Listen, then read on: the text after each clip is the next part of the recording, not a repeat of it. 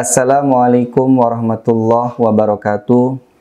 Alhamdulillahirabbil alamin. Hamdan katsiran thayyiban mubarakan fi.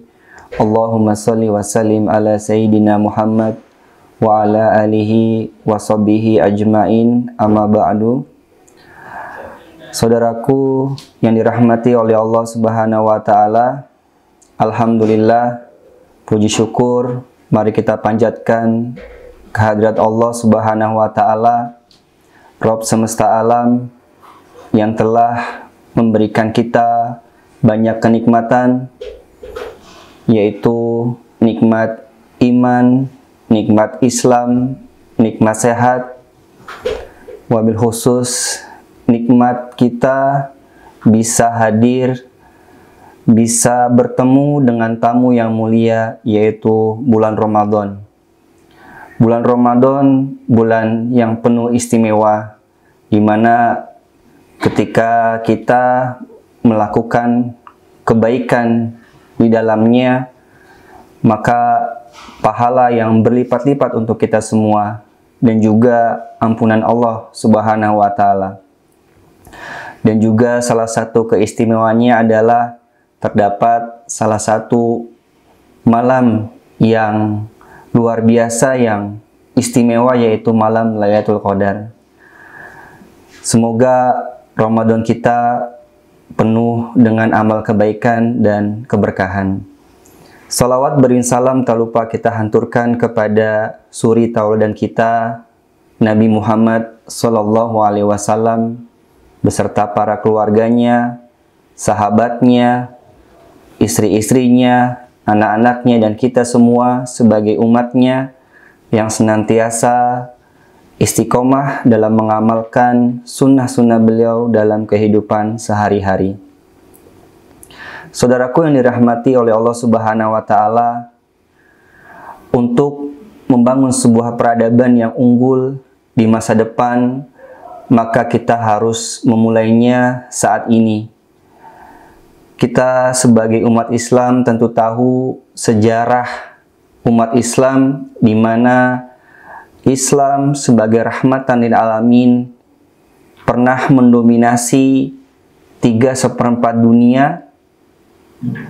Namun semakin zaman berkembang, semakin waktu terus berlalu, umat Islam mengalami kemunduran hingga saat ini.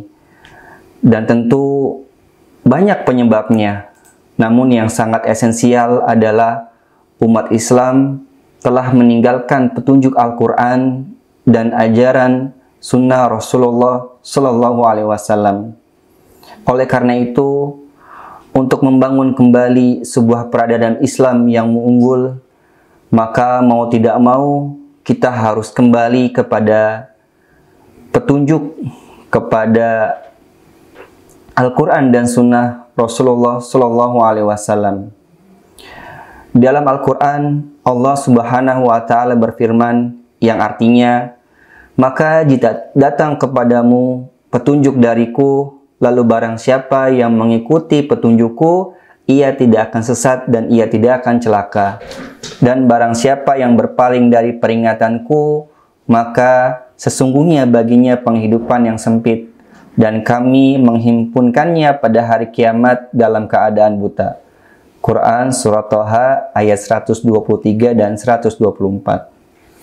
Dalam menjelaskan kedua ayat ini, Abdullah bin Abbas radhiyallahu anhu berkata, Allah menjamin kepada siapa saja yang membaca Al-Quran dan mengikuti apa-apa yang ada di dalamnya, bahwa dia tidak akan sesat di dunia dan tidak akan celaka di akhirat. Tafsir At-Tabari. Di dalam hadis Nabi Sallallahu Alaihi Wasallam, Rasulullah Sallallahu Alaihi Wasallam bersabda, yang artinya, aku telah tinggalkan pada kamu 2 perkara. Kamu tidak akan sesat selama berpegang kepada keduanya, yaitu kitab Allah dan sunnah Rasulnya. Hadis sahih, hadis riwayat Malik. Jadi sebagai umat Islam di akhir zaman ini, tentu kita semua harus berpegang teguh kepada Al-Quran dan Sunnah sebagai bekal diri kita, sebagai bekal umat Islam untuk membangun peradaban kembali Islam yang unggul. Agama Islam sebagai nilai menjadi pokok kekuatan sebab timbulnya sebuah peradaban Islam. Secara lebih spesifik, peradaban Islam dapat dimaknai sebagai bagian-bagian dari unsur yang halus dan indah. Atas dasar itu, peradaban Islam bisa kita pahami bahwa segala sesuatu yang merupakan daya cipta, rasa, dan karsa, terutama seperti yang tadi sudah disebutkan di atas, yang pernah dihasilkan oleh umat Islam dalam kurun sejarah, umat Islam pernah berjaya, pernah bangkit, dan dikatakan pula bahwa sejarah peradaban Islam merupakan nilai-nilai konkret yang ada dalam sejarah Islam. Dalam khazanah pemikiran Islam yang dianggap sebagai sumber peradaban adalah kitab suci Al-Quran dan hadis, atau Al-Quran dan hadis.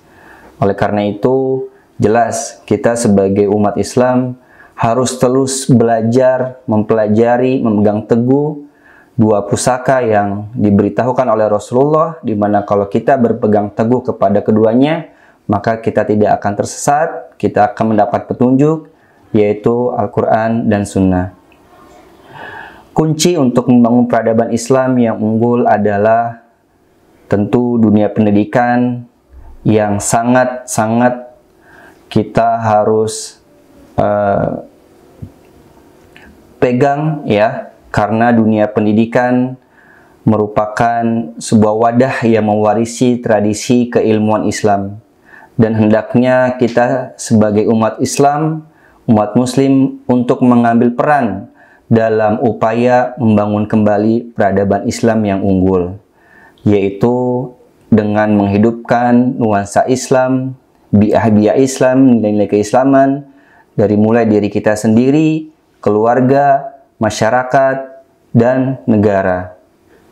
Sehingga harapan kita untuk membangun peradaban Islam yang unggul benar-benar terwujud. Mudah-mudahan Allah mudahkan kita semua, Allah berikan kita petunjuk kepada kita semua melalui Al-Quran dan Sunnah Rasulullah SAW, sehingga kita dapat merasakan kembali, kita dapat membangun peradaban Islam yang unggul di masa saat ini. Mudah-mudahan bermanfaat, dan kurang lebihnya mohon maaf. Assalamualaikum warahmatullahi wabarakatuh.